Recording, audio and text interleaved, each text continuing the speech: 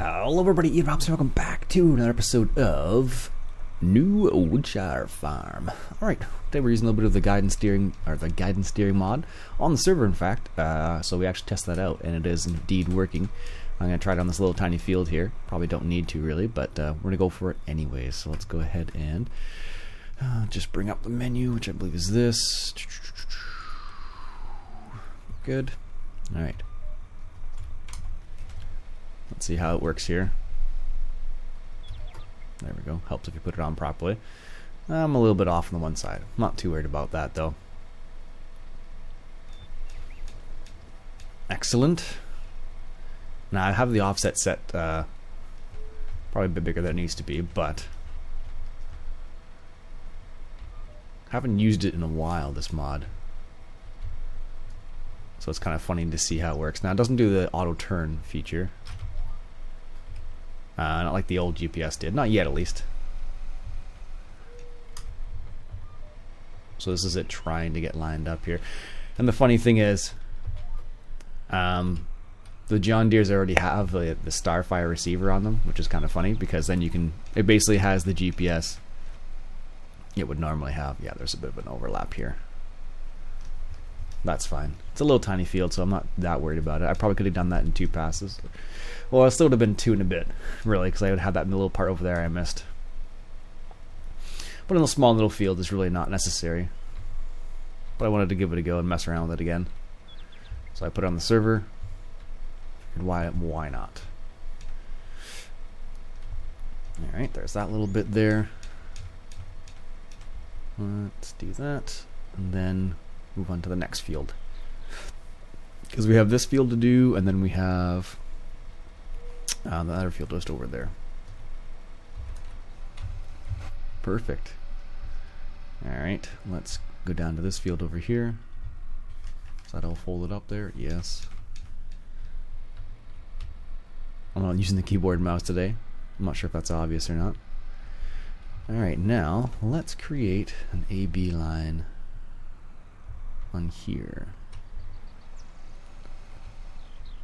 Let's see here. Let's bring up our menu. Let's not remove track. Let's just get lined up. We'll see if my controls have worked.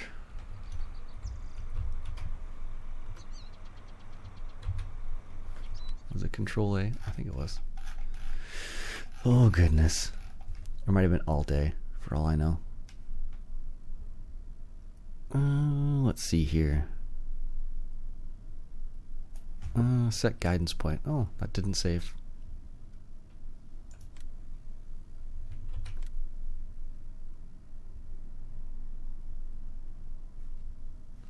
User selection, crane support arm 2.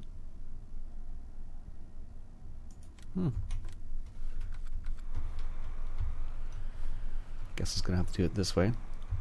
Oh no, that worked, I guess. Better than I thought it was gonna work. Alright, let's get lined up here.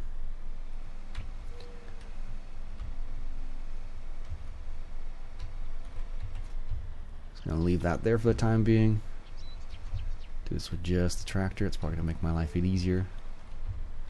There we go, set the guidance point A. There we go, good. Let's drive to the other side over here.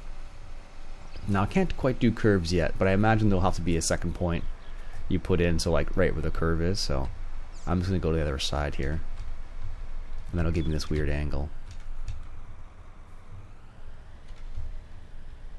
See, that's the weird angle we get. That's okay though. And then would let me do it as B.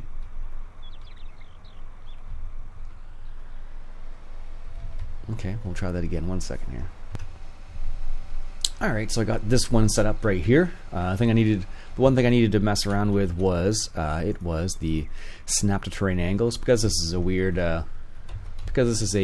kind of angled field. Didn't like the angle I was trying to use it at, so I had to take the snap terrain angle off. So anyways, let's get at it here. So now we actually are a bit too narrow. Yeah, I guess we do spread bigger than 18. Because if I go back to my menu right here, it says I'm at 17. But if I go into the width of the actual spreader itself, it says it's 12 meters plus 6 meters, so you get 18 meters wide. So unless our spread width is in not meters, because the auto width right here gives us 30, which is actually where it's supposed to be. I bet you that's what it is. It's in feet, not in meters. Anyways, that'll actually work then. There, that makes more sense. Now it's actually where it's supposed to be. Perfect. There we go. A little bit of guidance steering on this map.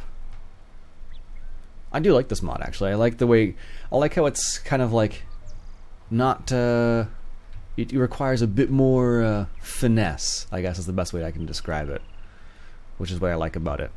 Alright, let's come around here, get this little section over here, and then we'll hit that. And I do like the sounds too. I don't know why. There we go. Give us a little bit of a chance to try it out in different field applications at least. Like, these fields are pretty small, so in reality I really don't need it very often, or at all for that matter, but I just wanted to give it a go and see what it was like, because most of these fields I don't require a lot of back and forth. Usually it's like 2 or 3 passes, like, and then you're done. Alright, make this last turn here, engage the GPS. It actually does sound like that too, which is kind of funny.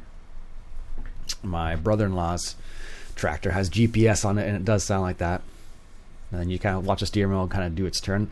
Last year, when we were doing this exact same thing in the spring, I was able to sit in the tractor with him and watch him do it. It was pretty cool. Pretty neat to watch, actually.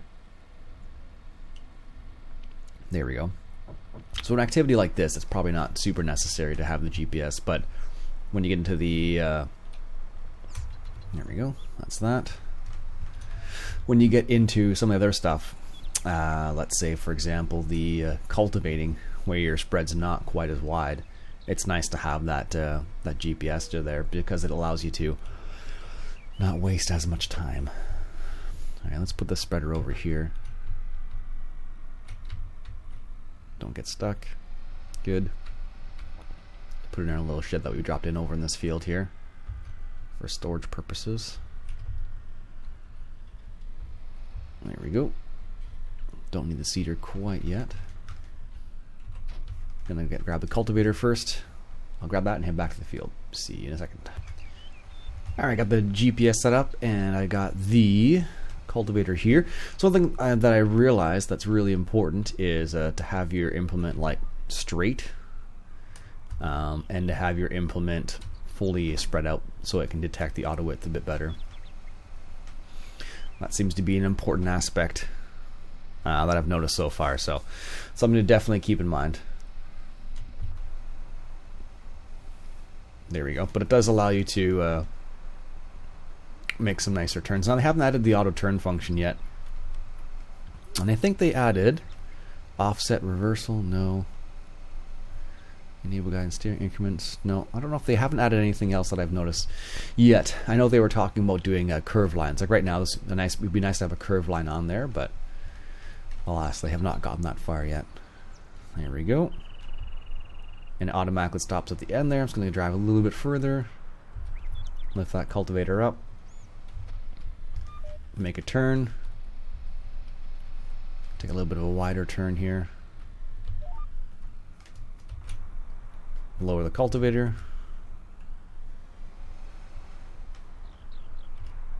And have at it. Now I could also do a couple headlands as well at the end, which would probably make this a little bit easier. I imagine, at least. So I'm the only one using the GPS mod, I think, on the server at the moment. But I just wanted to see how it would work. Because it's supposed to work on multiplayer servers, but it's not necessarily fully tested yet, so that's why I was kind of curious how well it was going to work. Alright, there. But it does seem like there's a bit of a lag on the server when you enable it and disable it. From what I can tell, at least. Alright. Oops, I want to go one further here. Let's go one further. There we go. Heading out, Spud? Yeah, I gotta work shortly and I'll see you later on. Have a good night. Good day. Yep. You Yep, too, have a good bye. one. So there you go. It's a small cultivator, so you have to make kind of turns appropriate for the cultivator, I guess. But it does make doing a task like this a little bit more efficient. Because for me, at least the way I end up doing a lot of the time, I'll end up having a lot of overlap and wasting a lot of time. Have you messed around with the guidance steering mod yet at all, Liz? Yeah, I have tried it, and yeah, I don't really like it much. It's not like the old GPS, eh? It's a little different. It's a little bit too different. A little bit too different? How do you mean? Oh, well, it's just that, like, if you don't set it up properly, it doesn't go in a dead straight line. Like, it goes all over the place. Oh, yeah, what I had to do is try it with the auto angle snapping off. That seemed to help me for what I was doing. Oh, okay, yeah, I think I had that turned on. Yeah, I was getting some weird angles when I had it turned on, so I just turned it off and I was able to get the angle I was looking for. Yeah, it doesn't do auto turn. No, not yet, no. That's something they're talking about maybe adding in the future. Yeah, that's alright then. That's good. Yeah, we'll see what happens. It's just strange though that you have to physically add it to the actual vehicle. Well, and that's how it would work in real life. That's why they've done that. Like, not every tractor comes with GPS, so that's why they got added that feature in there. Oh, okay. Because like GPS is not something that's inherently on every tractor, so like you have to add like a satellite or receiver on the tractor so it can actually detect where it is based on where the satellites are and whatnot. Yeah. All right, almost done this field. Way more efficient than what I would be able to do, at least so far. All right, got a couple more passes left.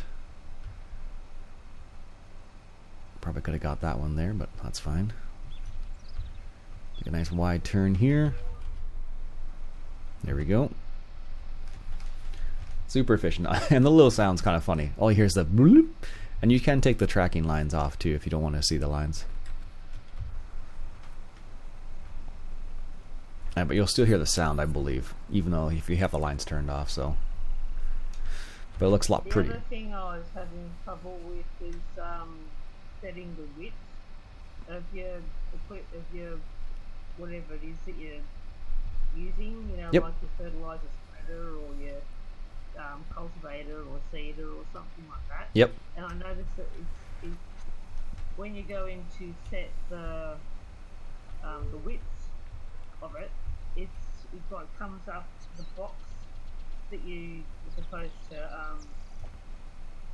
change is all grayed out, so you can't actually change it, and then you get your width wrong. I was able to change it just now. Oh, okay. The thing that I think what they've done is they've put the measurements in feet and not in meters, so it's actually going to look not going to be the same number. So I just messed around with it just there, and I put it to. I was using an implement that was 18 meters wide, but that's like 30 feet sort of idea, I guess, is what they were going for. So the number that was in the guidance steering mod was actually 30, not 18. So something to keep in mind as well. And then their little quick tip is if you're using an implement, make sure your implement's fully unfolded and it's in a straight line with where you're going. So it's all straightly behind you. Yep. Otherwise it's in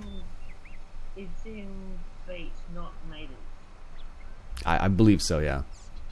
I don't know if there's a way to change the units used, but no, I don't see anything. Yeah, that's probably because it's they haven't changed it over to the metric system. I mean, I could probably always change the, I don't know, can you, I think it's always in meters in this game, isn't it? You can't change it to feet, like 120 feet things, I don't think. Yeah. It's always been in meters. Well, we use that, well, technically, that's what we use for some things here in Canada, like on our driver's license, well, at least in Ontario, at least. Our driver's licenses will be like in like how tall you are is in centimeters, for example. But like when people talk about other things, they'll talk about, you know, how far away was that? Oh, 20 feet. As long as they don't start changing things into inches, otherwise I'm just totally lost.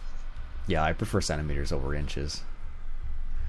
But I deal in I deal in inches all the time at work, sort of thing. So it's like, well, like size of trimmer line and whatnot is always measured in inches, or like how small it is. So like, you know, 80,000 or 85,000 thousandths of an inch. But really, they have it in millimeters too. But in millimeters, it's like 1.2 millimeters. So it's so much easier to understand. But no one really uses that in Canada. But they have both of them because it's a German company.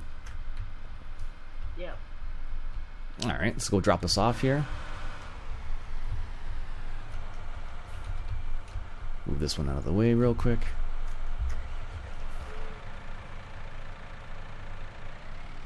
Let's see how that other trailer dumps there. Seen a lot of guys getting the combines maintained right now, so when the time comes, they'll be ready to go. They're just being, you know, proactive, basically. How does this one dump? Oh, just like a little... Oh, it's a tip. I thought it was a... I thought it did a whole... oh, something else. Oh, well. Put this one here for the time being. Let's go back to our other tractor. Right over here. Am I following the line? Yep, apparently I was. So that's that little lag I was talking about. That seems to happen. That seems to happen when you engage and disengage the GPS. Seems to be like a little bit of a spike. And it might just be because it's on a server, and I suspect that's most of the reason why. And it's like semi-untested on the server as well, so that's the other thing. Alright, let's grab the Russell mash here. And let's unfold the head. Might as well do that while we're sitting here. Disconnect it, move it out of the way. I do like the look of this combine, actually. It's a neat little combine. And apparently, this kind of double separation system is normal in newer styles, apparently. I'm not sure about every style of combine, or every brand of combine for that matter, but it seems to be more prevalent these days than days of yore, so to speak. Alright, let's go put this away. Do we want to try to put this in there? I guess we're going to give it a go. Shouldn't be too bad if I drive straight. Okay, perfect. Just trying to keep things out of the way. At least attempt to keep things out of the way. Alright, let's put this in the last bay here. There we go. And let's get back in that tractor. And to finish this up here. Doesn't take too long. When you're a bit more efficient, when you have GPS, it makes my life easier, at least so. In real life, this little yellow thing on the top is your Starfire receiver. I don't know if you can see it or not. You can kind of see it. So in real life, that's what you actually need on the tractor itself to be able to function, to be able to use GPS. And then of course you have monitors and whatnot in here. So I've never driven a tractor this large. We don't get many of the tractors this large at our shop, just because, well, we do have the odd one, but it's just not necessary where we live, and most farms don't really need something this quite so large. All right, that's that little bit there.